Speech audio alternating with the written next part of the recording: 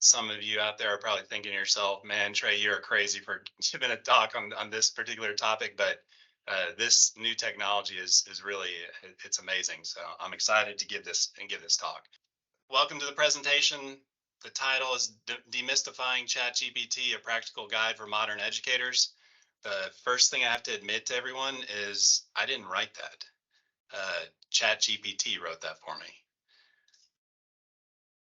I also didn't write the presentation description either. The second thing I got to admit to you is I'm kind of new to this, like everyone else here. I've only been using it since November when it came out, and so we're all kind of new to this. So I'm definitely not an expert, but I have been using it more and more in my day-to-day work and personal life.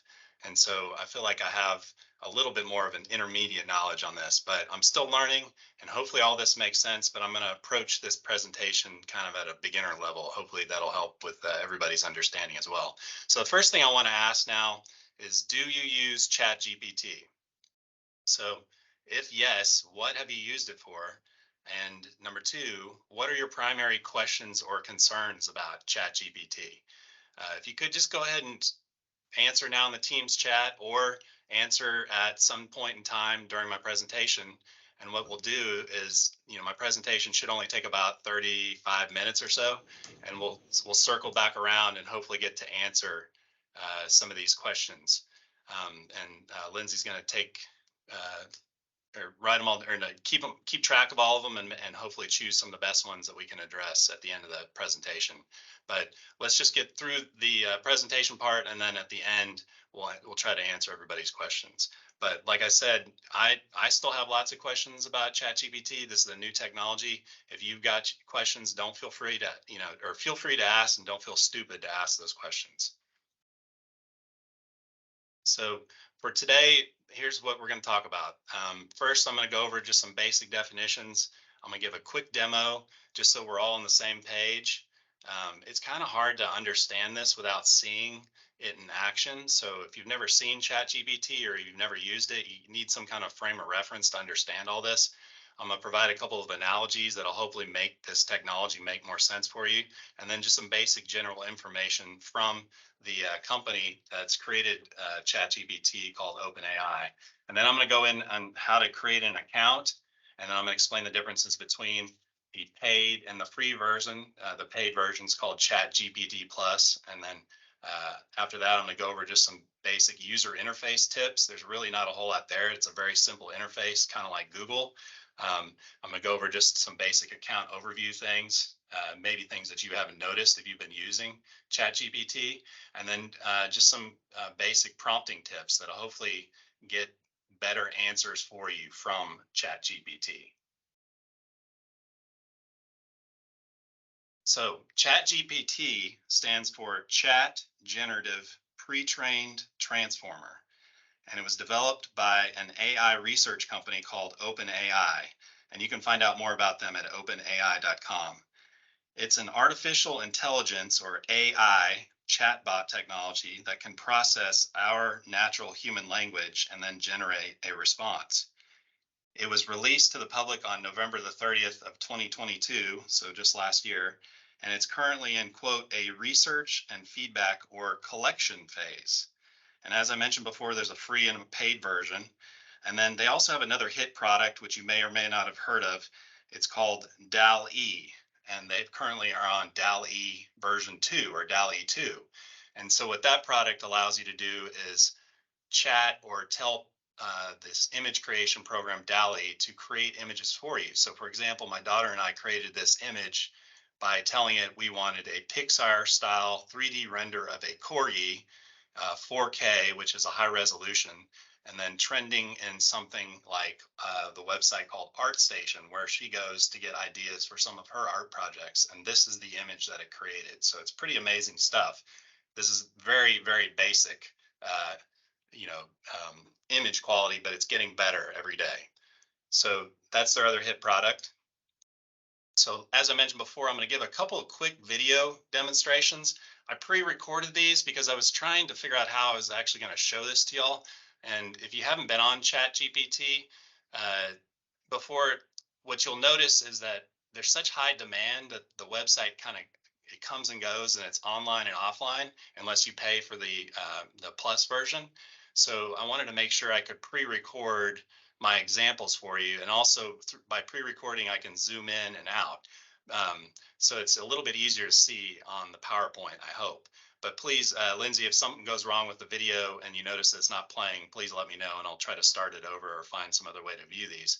And also, you know how it is with PowerPoint and video, sometimes it gets a little glitchy. So just please bear with me and I'll try to cycle through these videos. They're very short. There's just two-minute videos here to watch. So just imagine yourself as someone, just a general public, has a question um, and they want to use ChatGPT. So this video just shows an example of that. And specifically, I'm going to pretend like I'm a homeowner and I want to build a raised garden bed. So this is the interface. I'm going to go down to the chat box down here, and I'm going to say, how do I build a raised garden bed with these dimensions? And then poof, you can see this thing spits back an answer pretty quickly. It tells me exactly what materials I need, what tools I'm going to need, and then it also starts to list out the steps very, very quickly. So you can see right away why Google would be concerned about this technology, because it's kind of cutting them out of the picture and it's much more straightforward, and you don't have to sift through all the blue links or the ads anymore, which is kind of nice. So let me click play again. And since this is a chat conversation with the AI, I can now ask it another question. And what's going to happen, what you're going to see here is it's going to start to remember what we've already talked about. So this next question, let me just go ahead and pull it up here.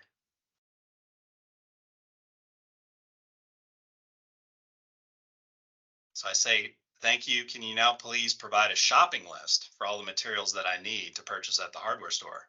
So it already knows what size bed I want to build. And so now it's going to actually provide a shopping list for me. So it's very contextual. It remembers what it's already talked to you about. So it shows me, you know, how much lumber I need to buy, the weed barrier fabric, the screws, and then the soil. And then it also tells me what kind of tools I need. But the interesting thing, which I've started to notice lately, is hopefully I can pause this at the right spot. It says at the bottom, it's recommended to check with your local hardware store for specific quantities and sizes of your lumber based on your desired dimensions. They will be able to assist you in finding the right materials for your raised garden bed project. So remember that. What I've started to see is more of these, I call them disclaimers. It's almost like, hey, here's what I'm going to give you, but you need to go ask a human and make sure this is right before you go and do something or use this information. So maybe the lawyers have kind of stepped in here and had them add some of this stuff in. So now I'm going to ask something very specific, which makes this almost like magic. What types of vegetables can I grow in this garden in South Texas, and how many of each type should I plant with the size bed that I have?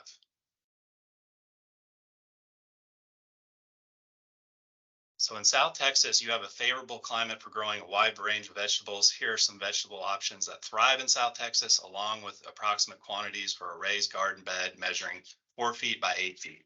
So I think that's pretty amazing. You know, I'm not necessarily sure this is exactly correct, but if they did pull this information off the internet, hopefully they pulled it from a good source, and it's been able to kind of piece this together and tell me what I need to go, you know, just a good starting point, and then I can go and check with someone else later about this. And I'm about to show you what the human it tells me to go check with before I start building this out. So it's always a good idea to consult your local gardening resources or your county's agricultural extension office for specific planting dates and recommended varieties for your area. They can provide valuable insights tailored to South Texas gardening conditions. I think that's awesome. I think that's, you know, that right there is a huge opportunity, especially for an agency like Extension. If we can somehow get included in more of these chats, that if somebody wants to do some of these things, they can also ask a human or an expert in their local area, such as an AgriLife extension agent. So now I'm going to go to the next video. Let's see if PowerPoint will let me progress here. So now let's just imagine you yourself as an educator, maybe you've had this quick conversation, you're getting some ideas from ChatGPT. Well, now you want to, you think to yourself, well, I want to hold an event. I want to hold an event in my local area. It's going to be for about 4 hours on a Saturday morning. ChatGPT, can you develop a lesson plan for me? Just something, just a draft. It doesn't have to be, it may or may not be exactly right. Um, So I want to hold it at the local high school this Saturday from June the 23rd from 8 a.m. to 12 p.m. Show people how to build a raised garden bed using the information that you provided. Can you please draft a sample lesson plan or timeline for this event? And this is just, we're brainstorming here. We're just getting ideas. Certainly, it just starts throwing these times out here with what we're going to be doing during each time period. And the funny part right here, I think is hilarious, is from 10 a.m. to 10:15, you got to make sure you provide a break and refreshments for the humans, to provide a short break for participants to rest and hydrate. I just think that's hilarious that the AI is actually saying, hey, you need to make sure you're taking care of the humans. And if it's hot outside, make sure you give them some water. I mean, so this thing's not like completely cruel, and maybe it hasn't told us to eat a bag of fertilizer or anything like that. But it's just like, I just think that this is just totally creative and just kind of far out there. If you're not really impressed by this, I don't know. I just think this is awesome. So it goes through the rest of the day, and then it gives you even more tips. Remember, this is kind of like a draft. This is for brainstorming, and then you need to be ready to adapt your lesson plan. This is all old hat, especially if you've been an educator for many years. So I say thank you, and I give it some more information about the event. Okay, so I want to promote this event. It's at Lamar High School, 1234 Davis Drive in Arlington, Texas. Can you please create a sample Facebook post that will promote this event? Please also provide some ideas for graphics to accompany this Facebook post. So what I want you to notice here is I'm starting to become very specific with it. And I'm asking it to do things, but you got to make sure you got to give it detailed enough instructions. The more detailed you are, the better the response will be.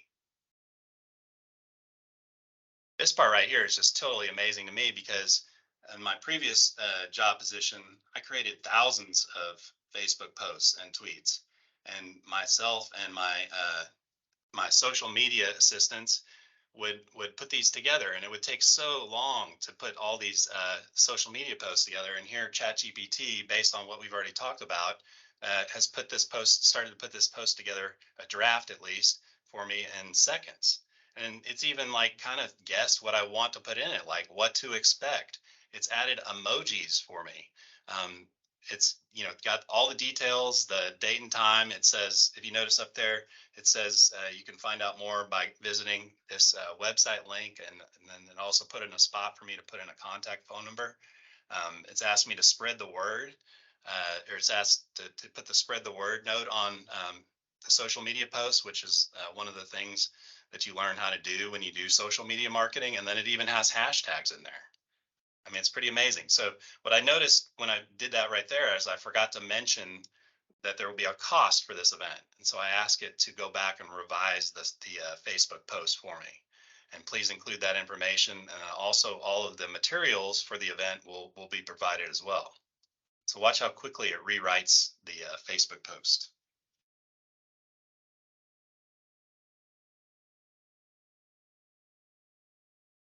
So I'm going to scroll back up here in the video and highlight this. So it's added in the workshop cost.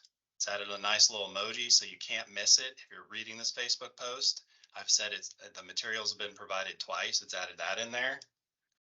And then if I zoom back out here and I'm gonna zoom back in, it's given me some ideas for images to look for. Enthusiastic participants with visuals of the materials and beautiful outcomes of gardens. I mean, all this stuff is great. You could even ask it for more specific things to look for on Canva.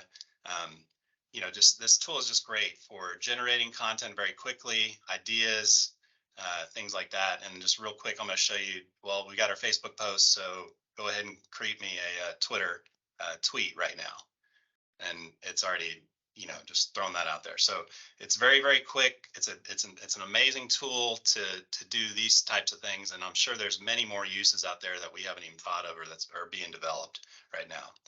So let me go to the next slide here, and let's talk about how this works. So it's hard to explain, and it's even been harder to find out a good explanation of how all this works. So I'm going to use two different analogies. I hope that's the correct term, but the first one is the car analogy. So AI technology, or it's called GPT-4, GPT 3.5, is the under the hood mechanics that makes the car work. ChatGPT is like the model of the car designed for a specific purpose. So think chat or conversation. The dashboard and the controls are the user interface that allows you to interact with the AI. So that's the first analogy. The second one is what you got to kind of understand, and a lot of people who are kind of fearful of this technology right now, what you got to understand is that this, from what I read, and this is a lot of this comes from ChatGPT 4, is it's basically a clever parrot. It doesn't understand the human language the way we do. It's been trained to mimic human speech by listening to a huge number of human conversations, which means they've basically gone out on the internet and scraped the internet of all the text and conversations and places that are out there, brought it back, process it, and then the technology uses patterns learned from all that training data to respond. The scary part is that the people who have created this technology, they don't really understand how it's doing it, from what I've heard. Maybe they're not fully like prepared to admit exactly how it works, but from what I understand, they don't exactly understand the true nature of how all this is working, but it does. And what you got to understand too is, since it is a clever parrot, it's not a human, it can make mistakes. You're going to hear me say that a couple times throughout the presentation. So how big a deal is ChatGPT? Well, think internet level disruption. It's the fastest growing app of all time. There were 100 million active users by January 2023 after a November 2022 launch. It's basically more accessibility to information. It makes communication, creation, and information processing much easier and more accessible for a wide range of people. So just take the internet up a couple more levels here with some intelligence. And that's going to have obviously a huge impact across multiple industries. It can assist in customer service or automate content creation, like I've already shown. Hopefully it's going to help in tutoring and maybe support in many other areas. There's going to be lots of creation for new opportunities. There's going to be a fundamental change in interaction with technology. Unfortunately, there's going to be a huge potential for misuse, such as generating misleading or false information, or these things called deep fake creations and other ethical considerations. So just as with the internet, society will need to develop more regulations and norms to protect or prevent misuse of this new powerful technology. So the other question I always get are, what are the differences between ChatGPT and a search engine? Well, what you have to understand right now, as is, ChatGPT only uses data collected up until November 2021. So the data that it's been collecting and processing only goes up to November 2021. And a lot has happened since November 2021. And it's using that data to have a conversation with the user. So you provide a natural language prompt, just like you've seen me do, and it's able to provide a conversational answer. So there's going to be errors with ChatGPT's responses right now because of the age of the data that it was trained on. And also, this is also hard to explain, but sometimes it's kind of, I had heard this word like idiosyncratic, or it varies from day to day. It's kind of moody. The answers and the temperament varies at different times. I know that sounds totally strange, but a lot of the practice and the research I did before this presentation, it would give me different responses at different times. Whereas the search engine indexes and processes data to return relevant or current results to a user. ChatGPT doesn't have the ability yet to go out and to search the internet like Google yet. You can go out, you can use something called a plugin to go to like a web page or a series of web pages and ask it to process those pages. But it what's that? I'm sorry. Go ahead. Okay. I heard someone say something. Um, so it doesn't have the ability to go out on the internet like Google, but it's getting there.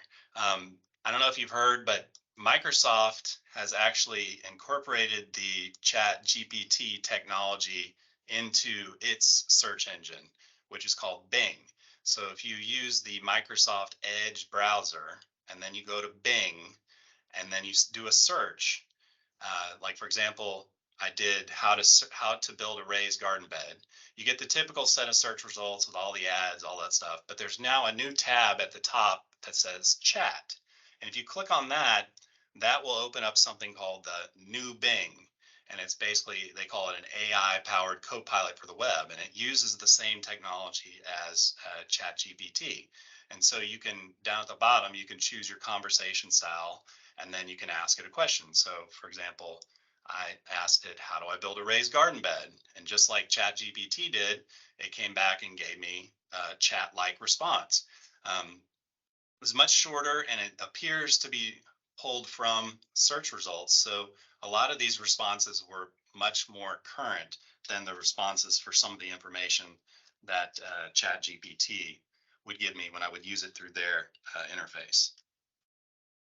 So what can you use ChatGPT for? That's the big question.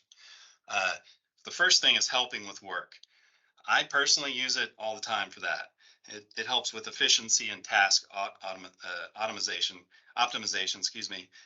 I use it for find out Excel formulas.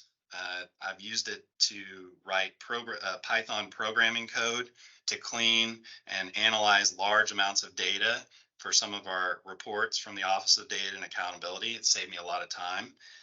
It's helped me to shorten long pieces of text that I get from specialists for their end of year impact reports. That, you know, this text has to fit in this tiny little area, and sometimes I get like 2 pages of text. Well, I feed it into ChatGPT, and it helps me to shorten that down, but also to keep the most important parts based on the prompts that I give it. I've also used it to summarize long articles. Students are using it to help them with school. You can use it to learn something new outside of work or school. I like using it to get feedback on writing. My wife, who's finishing her PhD, she used it to get some suggestions for certain things that she could add. I don't think you never want to actually copy anything verbatim using this tool, but it definitely can help you kind of get started as like a quick draft, and then you take over and use your own words, just like you would do if you were searching on Google. And then obviously it's very good for brainstorming. It's very good at giving you pros and cons. After this presentation's over, I'm going to put my presentation notes into the chat and you can download them. And at the end, I have tips and tricks on how to do different types of brainstorming and a couple of other things to do with ChatGPT too. So it obviously can be used as a search engine replacement to get quick answers to questions. That's where the ChatGPT mobile app really comes in. So if you download the mobile app for ChatGPT, you can ask it quick questions, and just like you've seen before, it comes back with a very quick answer. And it's sometimes much easier to look at that than to use the Google search on mobile. You can use it for entertainment and then to get life advice or support. I've heard many stories of people using it to, you know, make decisions like, should I buy a house? Should I move somewhere? Should, you know, questions about their situations that arise at someone's school. It's all, you know, people are using it for many, many different things. And I'm sure you have used some of these same for these same situations. But for the most part, I use it as a shortcut tool or helping with work. So can you trust that the AI is telling you the truth? So from what they say on their own website, it says that ChatGPT is not connected to the internet and it occasionally produces incorrect answers. So it has a limited knowledge of world events or information after 2021 and may occasionally produce harmful instructions or biased content. Um, it says that they go on to say that they recommend checking whether responses from the model are accurate or not. So obviously go talk to a human or find an expert that would actually be able to verify this stuff. Or if you're an expert, you can verify it. If you do find that something's incorrect, you can give it feedback on the chat response screen by giving it a thumbs up or thumbs down. So they encourage you to give responses, and I think that's how they're training this thing for their next round of updates. And then there was another question on there in their FAQs that says, why did ChatGPT give me an answer that's not related to my question? So they go on to say, ChatGPT will occasionally make up facts or hallucinate outputs. If you find an answer is unrelated, please provide that feedback by using the thumbs down button in the ChatGPT interface. I just think it's hilarious that they use this word hallucinate. And they, I've read in other places, like I mentioned before, they don't exactly know why that happens yet. So just a couple more of these FAQs that I pulled out of here that I thought everyone would be interested in is, so who can view my conversations with ChatGPT? Will OpenAI use my conversations for training? And they respond, as a part of our commitment to safe and responsible AI, blah, blah, blah. The short answer is yes, your conversations may be reviewed by someone, their AI trainers, to improve their system. So once again, I'm going to say avoid sharing sensitive data. Make sure that any data that comes back from this thing, you're double checking, but just make sure you're not sharing anything that you wouldn't want to be published somewhere or someone else to see. Can you use output from ChatGPT for commercial uses? And this is the verbatim from their FAQ. Subject to the content policy and terms, you own the output you create with ChatGPT, including the right to reprint, sell, and merchandise, regardless of whether output was generated through a free or paid plan. And here's a biggie. So can you detect what has been written by an AI? So the response is somewhat. You can use a tool on their website, and this link will be included in my notes that I'll put in the chat when I'm done here. But you can use this tool and you can paste in text that you get from somebody, or let's say a student has written an essay. A teacher can go there and paste in this text, their text into this tool, and it will tell you whether or not they're guessing that it was written by an AI or a human or somewhere in between. So there are tools that can kind of sniff this stuff out. So don't think you can just use this thing to completely replace all the other work that you're doing. You're still going to have to be responsible for some things, and there's never like a true shortcut for everything. So just keep that in mind when you're using some of this information that it gives you. So if you haven't already created an account, this is how you do it. You're going to want to first create an OpenAI account. So you go to openai.com, sign up for an account, and then you sign in and you choose ChatGPT, or go to chat.openai.com. That's what I have bookmarked on my browser. And then you can go in and start using ChatGPT right away. The thing I'm going to say, though, is if you're using the free version, there's a very high demand for this product. So you may or may not be able to get on and use the ChatGPT. It might say something like it's over capacity, there's no bandwidth left for you to interact with it, come back later. But if you do pay, which I do, I've signed up for ChatGPT Plus. It's $20 a month, and you can pretty much get in anytime you want, and it always works. It kind of gives you like a separate door, for the paid entrance door, to get in and use it. And then it also, it's much faster response speed, and then you get priority access to new features like the newest model, which is ChatGPT 4, which is really great, and something called plugins, which gives ChatGPT more more functionality, like going out onto the web to the web addresses that you give it. So just a real quick overview of the interface. You've already seen this through the first part of the demo, but I've labeled it for you. I mean, this is pretty much it. This is the beauty of this whole thing, is it's so simple to use, and we've all used chatting tools before. But on the left is your sidebar, and this is where your chat history shows up. And down at the bottom of your sidebar is where you adjust your account settings, and you can also sign out there. And then at the top is where you choose your model. So if you're just using the free plan, you're only going to be able to use 3.5. But if you've signed up for Plus, then you can also choose ChatGPT 4. And then down the bottom is where you put in your prompts. And the prompts are like the instructions that you give to it, or the places where you ask questions. And then when you get over to this side, I've recorded a little video just to show you, so I can zoom in. But once you start using this thing a lot, and I've cleared this out for this presentation, your chat history that shows up on the left will get really, really long, and it's hard to find previous chats. So what I'm going to recommend through this video is that you go back and you change the titles of some of these chats if you are going to save them so that you can find them later. So let's go ahead and watch this video, and I'll just show you a couple of things on this part of the interface that you need to be aware of. So you go over there and you click the edit button, and I'm just going to shorten that title so it'll be a little bit easier to find later on. So I'm just going to call it Raised Garden Bed. And then in the same spot, you can click this share icon, and that will allow you to share a link to this specific chat with somebody. So if you're going to collaborate with somebody, and then over here is how you can copy the text that it generates from a specific piece of the chat. And you can copy and paste that into something like Microsoft Word, where you can go and edit it and spell check it and add your links. And then this is where you give your feedback, your thumbs up and thumbs down. So if you do notice something that's really good or really bad, I suggest that go ahead. We might as well train this thing if we want it to work well for us. Just start clicking those buttons and tell it what it did right or wrong, or and then also use the share a link, especially with other people that haven't been using ChatGPT, to kind of get them up to speed. So in this, let's go to this next video here. This next video, I'm going to show you how you can use, if you do sign up for Plus, you get access to ChatGPT 4, and this is how you do that. So I'm going to go up to the top here, click the new chat button. And over here, we've been using GPT 3.5, which is the fastest model. It's great for most everyday tasks.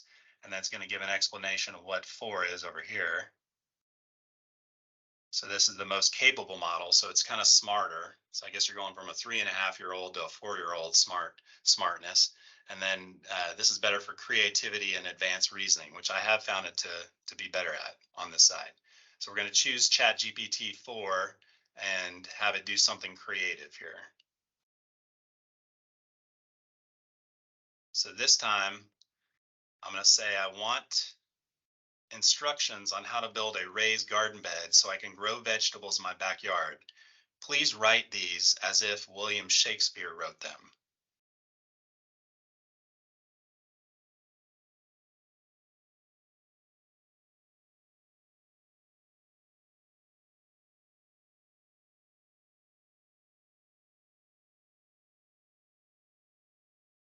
So let's let it generate a couple here. And this is kind of almost, it's amazing, but it's almost kind of eerie. Like it's done a pretty good job. Now I'd like to see a Shakespeare or English a PhD look at this, but I mean, look at this. It's like plan thy garden's dimensions.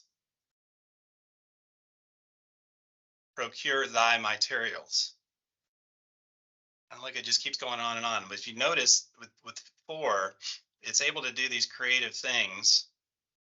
And 3.5 probably could have done this too, but look at this last paragraph here. It's kind of funny. Like by the end of this noble pursuit, thou shalt be rewarded with a cornucopia of fruits and vegetables harvested from thy very own raised garden bed. May thy harvest be bountiful and thy heart full of pride for this labor of love. I mean, this is a computer writing this. It's almost amazing that it, is able to do this. This would have taken me days to figure out how to do all this. And this thing's able to do it in mere seconds. But if you did notice, it is a little bit slower than 3.5. So let's go to the next slide here with this next video. So on this next one, I'm going to show you how to use a plugin, which is the one I use all the time, called Web Pilot, to go out on the web, go to an article, summarize it for me using the link I provide. So just like before, we go to GPT-4, we choose plugins, and I'm going to make sure the Web Pilot plugin is turned on. And then back in my browser, I'm going to go to this AgriLife Today article, which is the basics of raised garden beds. I'm going to copy the URL. I'm going to come back over to ChatGPT. I'm going to say, please summarize this with easy to skim headings and bullet points. I paste in the URL. It's going to think, it's going to go out, fetch that information, bring it back, process it, and summarize it right here. So this is a huge tool, especially if you're doing research for something. Not only can you scan URLs or web addresses, but you can also scan PDFs. So if you have a large journal article and you want to basically know what the heck this long, wordy journal article is telling us, it'll summarize it for you. It saves so much time. And you obviously want to go back and fact check it and make sure that the things that it's pulling out of there are correct. But at least for just kind of giving you a brief overview and something easier to read, this thing, it's invaluable. It's really amazing. So if you do end up wanting to use the plugins with GPT-4, you're going to want to go to your account settings. This is kind of hidden. It was kind of hard for me to figure out how to turn this thing on, but you go to your account settings, you go to beta features, and then you have to make sure plugins are turned on. So a lot of this is on or off based on privacy. And there's also a thing on there about, saving your history each time you use it. If you want to save the history or not save the history, basically delete, you can set that here too. So, after seeing all this, I tried to develop more like a tip sheet about how to do this, but I started thinking to myself, wow, this technology is changing so fast that it's going to be almost out of date probably in the next couple months. But if you want to try this right now, here are some prompting tips so that hopefully you can get what you want. And what I suggest you start doing is every time you would Google something, go to ChatGPT first, ask your question, and then give it some specifics, see what it says, and then go back to Google and then do your search there and see if you can find whether or not the two kind of match up. But to get the best results from what I found, these are the basics, and these tips actually came from ChatGPT 4. Is number one, you want to be specific, just like you've seen me do, especially when I started asking for more detailed things like the Facebook posts and the tweets. And then you want to guide the model by formatting your questions. So like start with list the, or what are the pros and cons of, or summarize this article with headings and bullet points. And then you almost have to kind of, it's like imagine yourself going into a hardware store and you're finding someone to help you find the correct part that you need or the pieces that you need to build something. Well, you start out with kind of a general explanation that you give the person that helps you, and then you kind of narrow it down. Well, the same can be done with ChatGPT. You kind of start broad with your first question, and then as the conversation goes along, you make it more and more specific because it's contextual. It starts to learn from what you said in the previous prompts to suggest things in the next set of prompts. So it kind of builds on top of itself. And then if you're not getting what you want to experiment with rewording. And that's kind of the most frustrating thing, especially when like I'm trying to write computer programming code because I'm not a programmer. But when I was trying to do something in a programming language called Python, I was asking it to help me split these very large data files so that I can open them up on my computer. And then for each data file, I wanted to extract rows of data that fell in a specific date range.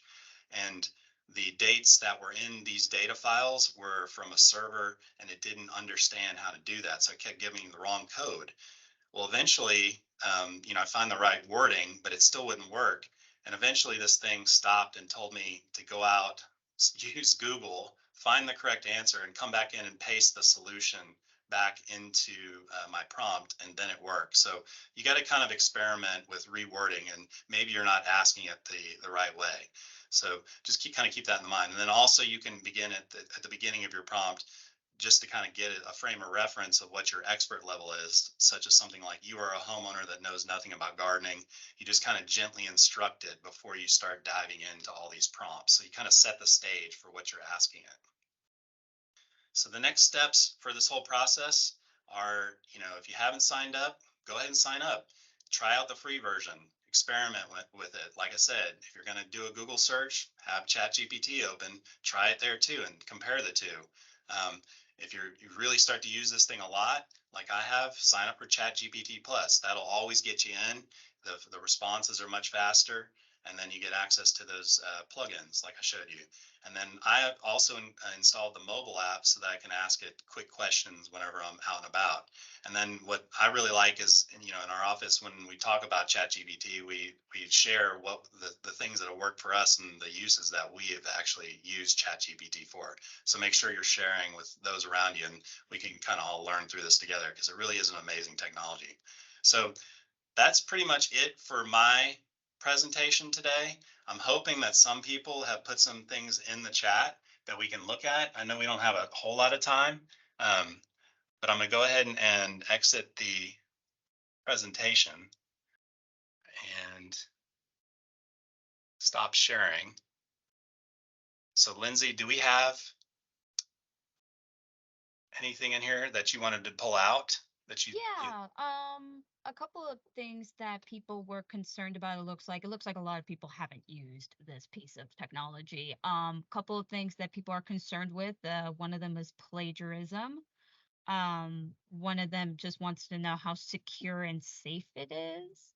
Um, some people have used it to write social media posts or letters. Yeah, I see on here someone used it to write a letter to a parent. That's pretty interesting. Mhm. As far as plagiarism goes, I mean, from what I understand, most of this is somewhat original, but I'm sure it does pull bits and pieces from what it's scraped off the internet. So you could find some things that were plagiarized. Uh, so I just would not trust this thing completely, as far as the stuff that it does give you to not be plagiarized. So you always want to check that. You can check in one of those plagiarism checkers, or you can also check to see, you can run it through their little AI classifier thing tool and see what it brings back. Um, what were some of the other things? I guess some other people's concern is there seem to be a lot of chat GPT apps. How do you know which one is the right one to download? The one I downloaded, it says it's from OpenAI, so it's the quote unquote official one, and you can go to openai.com, and I think that's where I clicked on the link to get to the app. And I see Dr. Hale, you have your hand raised. Did you want to say something? Yeah, I just wanted to ask a couple of questions. Number one is uh, are we sure that when we pull things in that they may not be from a copyrighted source? Mhm. And the second question is, your daughter came up with that drawing, which she was going to do an art project from that. But if you come up with things like, based off of your ideas and concepts and trying to draw things together, like a picture like that, is that picture public domain now, or do you have ownership of it? I mean, how does that work?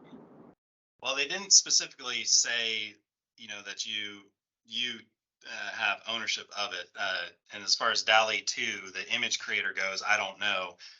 The FAQ that I reviewed, so from their website, the question, the FAQ on OpenAI's website, and I encourage everyone to go and read those if you're worried or concerned about any of this. It says, "Can I use output from ChatGPT for commercial uses?" And they say, "Subject to the content policy and terms, you own the output you create with ChatGPT, including the right to reprint, sell, and merchandise, regardless of whether the output was generated through a free or paid plan." So I'm not a lawyer, and I haven't actually reviewed their content policy and terms, but if I was to read that, I would say it's fair game. So whatever this thing generates, you could use it. So I know people have already started to use it to write books and publish those books for sale on Amazon. So, from reading that, that's what I would guess. But what I would recommend doing is use this as kind of like almost like a Google, where you do your research, you get your ideas, you create drafts, and then you make it your own with your own words, instead of using something verbatim. And I know I probably provided a bad example, because I told you I used ChatGPT to generate the exact title and description for my presentation. But just if you're concerned about it, that's the route that I would go. As far as the images go, Dr. Hale, for DALL-E 2, I don't know, but I know Canva also has a similar type of image generator. So you can use Canva images for pretty much anything as long as you have a paid account with them. So you can use their stock photos as well as the AI photos that it generates for your social media posts or projects or what have you. So regardless of whether you're able to publish it or utilize it on your own, I just wonder, since it sounds like once it is created, that it's now maybe public domain from the standpoint that somebody else can take. It's now back in the chat. It's in the AI formula now that somebody can draw from that information in the future. It very well could. So that's a good point. So you never want to share anything with this thing that you don't want other people to possibly use or share, because it could be, like they said, it could be used to train the AI model, and your answers could be answers to someone else's question. So that's correct. And I see Deborah Kelstead, she mentions on there that she has concern about inaccuracies, and just like I mentioned in the presentation, sure, there are inaccuracies, especially because this thing, the data that it was trained on is only up to November 2021. So if there's something more current that's come out since then, you very well can be sure that it is not correct if there's some conflicting information. And then also remember what I said during the presentation, that sometimes it hallucinates, it makes up things. So you don't want to take this as is, writing it. You want to make sure you do your homework and check it out before you actually go and share some of this information.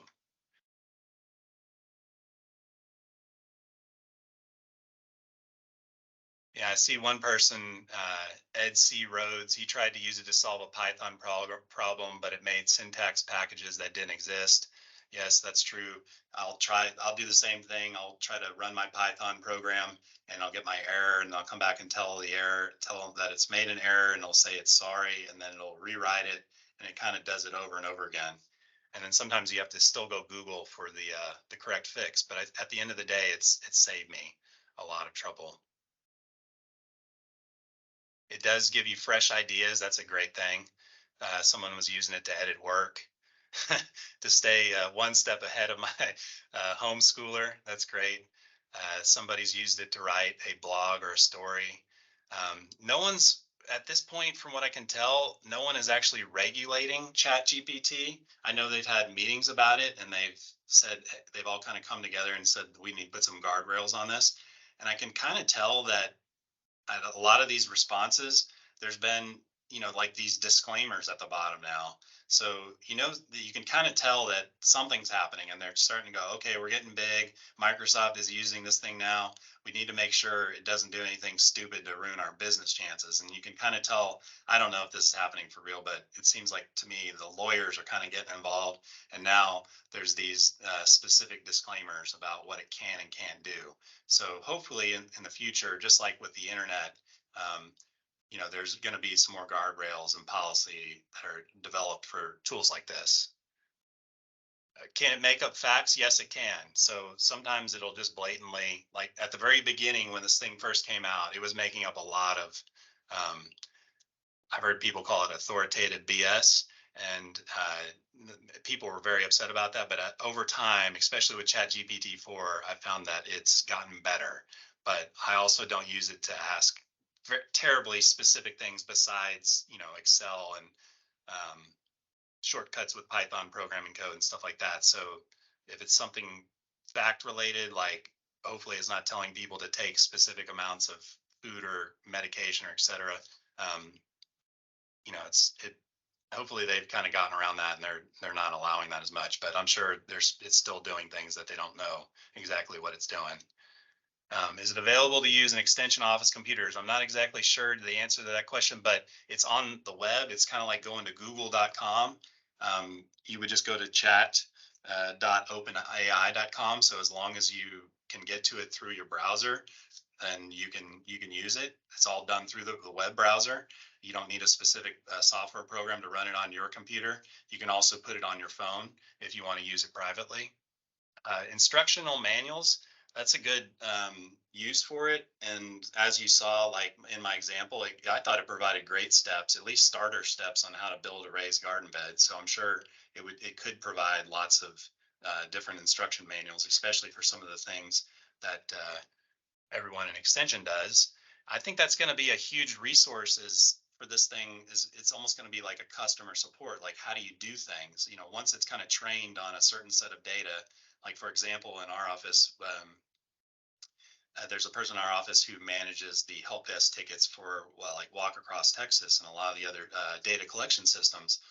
Well, this thing could be trained to help her with that, respond to questions more quickly, and also to provide maybe different types of solutions. You never know after it sees kind of what we're going through, and maybe even give suggestions on how to fix the system to make it even more better optimized and more efficient for the end user. Yep, there's someone in here that says that Canva has something similar called Magic Write. Is that process the same? I'm not exactly familiar with Magic Write, but I am familiar with I've tried their image creation one. It might be the same thing. I don't know. The only company, as far as I know, that's actually using it in one of their products is Microsoft, like on that scale. So I'm not sure if Canva is using the ChatGPT technology or not. Let's see, would it be able to make teacher lesson plans? I don't see why it wouldn't. I mean, it definitely wrote out that draft lesson plan that I showed you. Yes, it can create a recipe for you. I've done that a couple of times. That's a great suggestion. You give it a list of ingredients and it'll basically create a recipe for you. I'm not saying it's good, because the one recipe that we did try that it suggested, no one in my house liked it, so it's not always successful. So if you're ever in doubt, go ahead and buy the Dinner Tonight cookbook. That has lots of great recipes in it. Do you see anything else on here, Lindsay? There's lots of good comments in here. This is probably the most comments I've ever seen on a presentation. Not a lot of specific questions, just a lot of kind of anecdotes and things that people are either trying out with it or that they think of ideas. Megan Hackworth did ask, does it cooperate better if you're polite to it? So I don't know. I've if you noticed in some of my responses, which I'm sure some of you were laughing at, is I do say please and thank you. I did read that at the very beginning, but that might have all been just kind of a joke. But it doesn't hurt. You never know how far this technology is going to go, and if it eventually takes over, I want to make sure that it remembers that Trey Rice was nice to it. So I don't know. I think it doesn't hurt, especially if someone else is looking at it, or they might use it for research or publish some part of it. So and one person said I provided with a table and it provided me a discussion. So I think that's one of the most interesting things, is if you're having trouble understanding something, especially in like a journal article or a long form PDF, with one of those plugins, you can upload the PDF, and then I don't know how to describe it, but you basically have a chat with the PDF. So you can ask it questions and kind of have this back and forth. It's kind of creepy. It's almost like as if the document's talking to you. So definitely, if you do get the plus, try one of the most popular recommended PDF plugins to try that out. It does write good news articles or radio video scripts. Just make sure you read them very carefully and make sure they didn't miss anything or they said anything that you wouldn't agree with. I think it will be the go-to place. I think it definitely is a competitor to Google. Google has their own AI, which is called Bard. I tried it. It was very disappointing compared to ChatGPT, but I would not, count them out of the race. They're definitely going to improve that and probably incorporate it into their search engine, just like Microsoft did in Bing. Looks like someone's already downloaded the app. That's great. I've reached the end of the description here. And then Brian Ferries mentions, if you end your request with provide all resources used, it will list the resources it derived from the write-up, the write-up from.